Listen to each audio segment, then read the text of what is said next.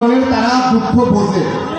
রেজাউল করিম বাদশার পিছনে ঘুরছে গোলাম মোহাম্মদ সিরাজ, তার বাড়ি কোথায়? শেরপুর ধনর। ওখানে বিএনপি ধ্বংস করতে যা যা করতে হয় করে এসেছে। আরেকজন আছে হেলালুজ্জামান তালুকদার লালু, তার বাড়ি কোথায়? গাবতলীতে। গাবতলীতে বিএনপি ধ্বংস করতে যা যা করতে হয় লালু সাহেব সেখানে করে এসেছে। যে গাবতলীতে আওয়ামী লীগ পেত 14-15 হাজার ভোট, এই লালু সাহেবদের কারণে এখানে আওয়ামী লীগের এখানে 1 লাখ ভোট হয়েছে। আর যে শেরপুর পুরো বিএনপির ছিল উর্বর জায়গা, যে জায়গাতে বিএনপির প্রার্থী দিলে সে পাস, সেখানে বিএনপির প্রার্থী এখন কম্পিটিশন করতে হয়। এই অবস্থায় সিরাজগঞ্জরা বিএনপিতে এই অবস্থায় নিয়ে গেছেন। এই সিরাজ সাহেবকে এতদিন তো নাম শুনেন না, হঠাৎ করে সিরাজ সাহেবের আবির্ভাব হলো। এই সিরাজ সাহেব সেই সিরাজ সাহেব 1/11-তে যখন আর্মিরা এই বাংলাদেশে ক্ষমতায় এসেছিল 2 বছরের জন্য বিএনপিকে ধ্বংস করার জন্য, এই সিরাজ সাহেব সেই আর্মিদের একজন দালাল ছিল। ওনার কাজ ছিল যারা যারা প্রকৃত বিএনপি তাদের লিস্ট আর্মিদের কাছে পৌঁছানো এবং আর্মিরা তাদেরকে ধরে নিয়ে যায় টর্চার করবে। এই ছিল সিরাজ সাহেবের কাজ। আজকে সিরাজ সাহেব আমাদের কপালের কারণেই হোক, কপাল খারাপের কারণেই হোক, বগুড়াতে এমপি হয়েছে। কিন্তু এখানে একটি কথা থেকে যায়, আমাদের মহাসচিব মহোদয় যখন আমাদের এই আসনে ম্যাডামের আসন থেকে নির্বাচন করেছে, তখন আপনারা দেখেছেন যে সেই নির্বাচনে মহাসচিবকে আপনারা বগুড়াবাসী ভোট দিয়েছেন 2,35,000। আওয়ামী লীগকে ভোট দিয়েছেন মাত্র 37,000। জাতীয় পার্টিকে ভোট দিয়েছেন মাত্র 10,000। মহাসচিবের আসনটা ছেড়ে দিয়েছে। এখানে আপনার উপনির্বাচন হবে, স্বাভাবিক এটাই হওয়া উচিত। উপনির্বাচনে সিরাজ সাহেব আসলেন, সিরাজ সাহেব ভোট পেলেন কত? 89,000। বাকি ভোট করে গেল। ওই যে সিরাজ সাহেব 111 দলের সাথে বেইমানি করেছে, এই বাকি ভোটগুলো সিরাজ সাহেবকে দেয়নি, তাদের কলিজায় আঘাত লেগেছিল। এত ভোট কম পাবে কেন? বিএনপির প্রার্থীতে এত ভোট কম পাওয়ার কথা নয়। সিরাজ সাহেবের তো ওই ভোট পাওয়ার কথা যে ভোট বিএনপি পেয়েছে 2,35,000, মহাসচিব পেয়েছে। খালেদা জিয়া আরো ভোট পায়, আরো বেশি ভোট পায়। সেই ভোটটা কোথায় গেল? সেই ভোট ওই যাদের মনে আছে তারা ভোট সেন্টারে যায় না, সিরাজ সাহেবকে ভোট দেয় না, এই কারণে ভোট করছে। আওয়ামী লীগ উপনির্বাচনে সেম ভোট পেয়েছে, জাতীয় পার্টি সেম ভোট পেয়েছে, সিরাজ সাহেবের বেলায় এসে ভোট করে গেছে। কারণ ভোটারের সঙ্গে যে প্রার্থী হয় তার সঙ্গে ভোটারের একটি ভালো রিলেশন থাকতে হয়, তারপরেই তো আপনি ভোট দিবেন। লোকটা ভালো হবে, লোকটার সম্পর্কে জানি। সিরাজ সাহেব সম্পর্কে আপনারা কেউ জানেন না, কিন্তু আমরা সিরাজ সাহেবের জন্য অনেক দাপিয়েছি। সিরাজ সাহেব বের হতে পারে না, তাকে নিয়ে আপনাদের কাছে এসেছে, হাত পা ধরেছি, তারপরে 89,000 ভোট, 2,35,000 হয় না। এটা সিরাজ সাহেবের ব্যর্থতা। এখন আসেন যে আমরা যখন এই 14, 15, 16 সাল, এই সালে 5ই জানুয়ারির যে নির্বাচন বিএনপি বয়কট করলো, এই নির্বাচনে দেশনেত্রী বেগম খালেদা জিয়া যখন অবরোধের ডাক দিলেন, এই ওয়ার্ডে আমি দেখেছি, এই ওয়ার্ডে আমি এসেছি, এই ওয়ার্ডের কিন্তু বাড়ি ঘরে পুরুষ শূন্য করে ফেলে দিয়েছিল পুলিশ।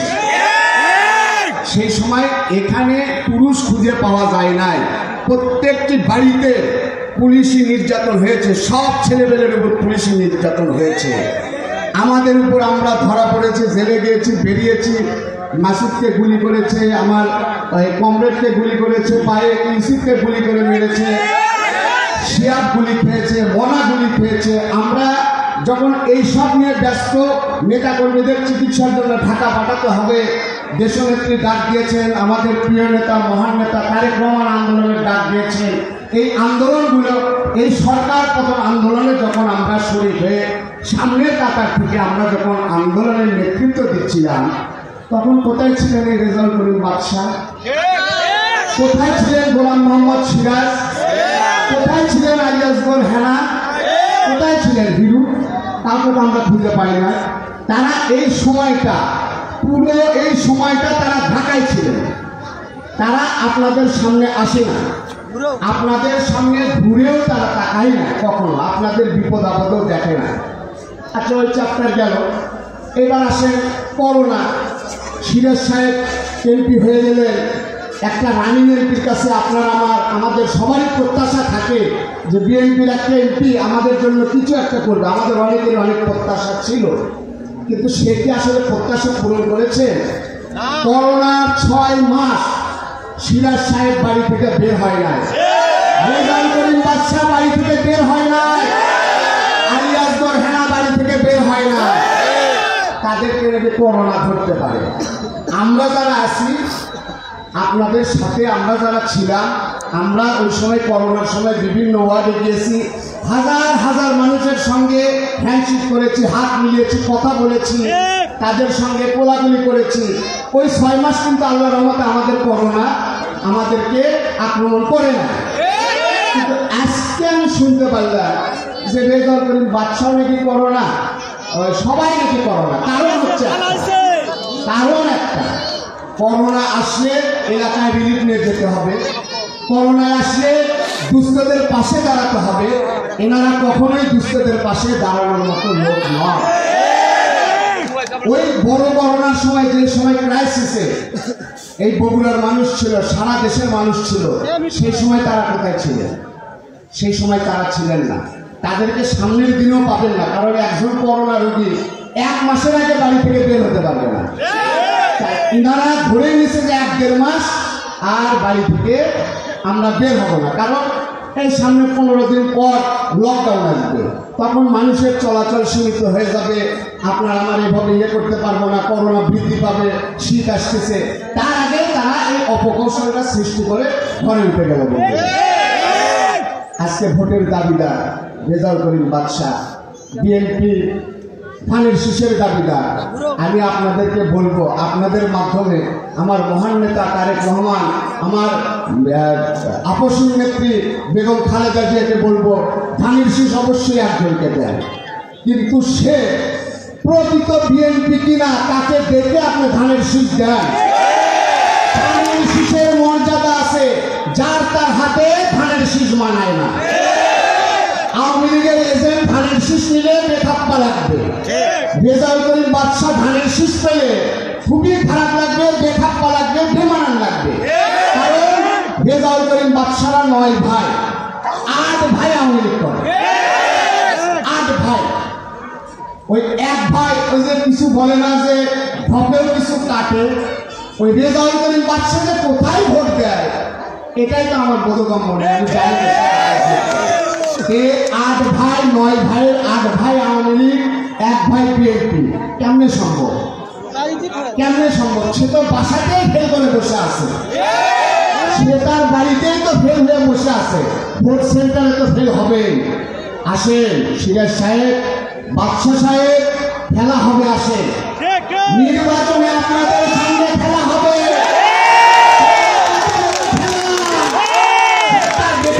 ইনশাআল্লাহ পৌর নির্বাচনে দাঁড়িয়েছিলেন না, পৌর নির্বাচনে আপনি দাঁড়িয়েছিলেন না,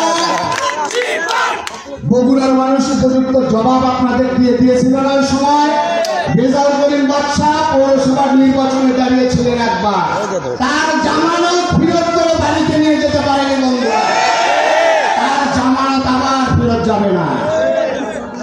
কারণ আপনারা যখন ভোট দেবেন, বগুড়ার স্থায়ী লোককে ভোট দেবেন, সে আমার শত্রু হোক, কিন্তু সে বগুড়ার স্থায়ী লোক।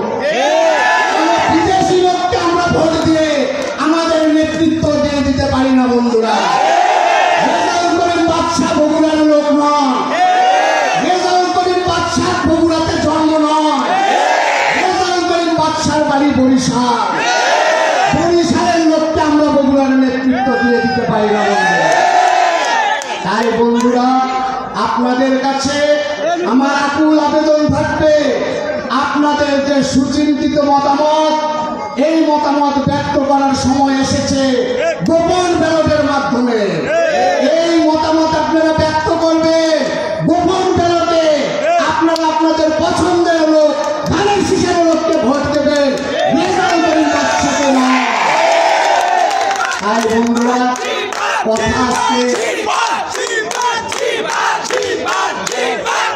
থামো থামো।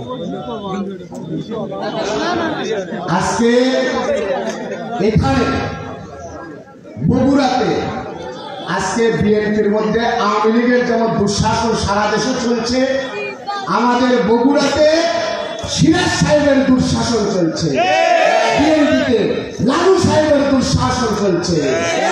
এই কারণে 111 থেকে তারা মাইনাস ফর্মুলার রাজনীতি করতে করতে এমন ভাবে মাইনাস করছে, এখন এসে বগুড়াতে বিএনপির ত্যাগী নেতা কর্মীদেরকে মাইনাস করছে বন্ধুরা।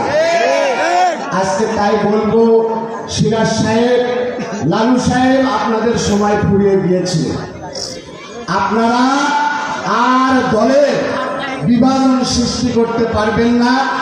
আপনাদের অপশক্তি এই দলে আর কখনো ঠাঁই দিতে পারবে না। আপনাদের এই অপশক্তির সময় শেষ করে দেব আমরা ইনশাআল্লাহ।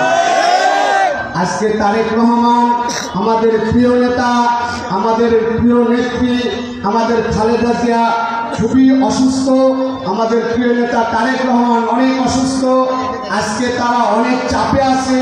এই হাসিনার চাপে সারা বাংলাদেশের মানুষ আছে বন্ধুরা। বিশেষ করে আমাদের নেত্রী, যেটা অনেক বক্তা বলে গিয়েছেন, আমাদের নেত্রী কিন্তু মুক্ত নন।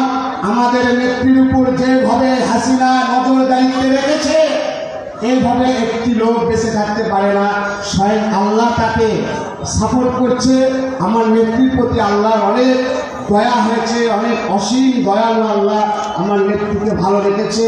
আমার নেত্রীর জন্য আপনারা দোয়া করবেন এবং আগামীতে ধানের শীষের ভালো প্রার্থী যারা আসবে, সেটা আমিও যদি আসি আমার জন্য আপনারা থাকবেন, আমার বদলে আরেকজন যদি আসে ভালো প্রার্থী তার জন্য থাকবেন, রেজাউল করিম বাদশার জন্য নয়।